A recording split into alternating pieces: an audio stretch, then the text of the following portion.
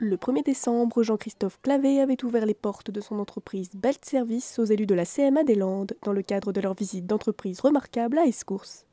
Alors Belt Service, c'est une société, c'est tout ce qui est manutention, passage et collage de bandes transporteuses dans tout ce qui est usine agroalimentaire, l'usine du bois. Le but de la bande transporteuse, c'est d'amener un produit d'un point A à un point B.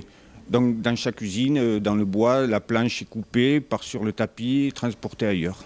Donc moi je suis dans le boulot depuis les années 89 et j'ai décidé un jour de créer ma société. C'était un rêve, donc le rêve s'est réalisé. Jean-Christophe travaille principalement avec des entreprises landaises et est reconnu pour son efficacité et sa réactivité. Quand on se déplace sur un chantier, ça peut aller de 2 heures à 4 heures ou la journée. Ça peut être très long le passage, suivant la longueur de la bande.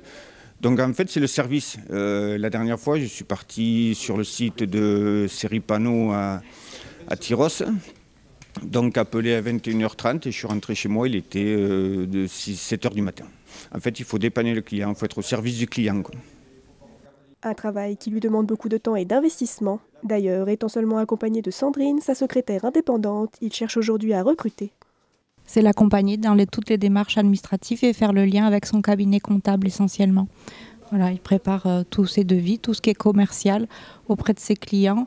Et du coup, c'est pour répondre à la réglementation et faire toutes les démarches qui sont nécessaires pour le bon fonctionnement de la société.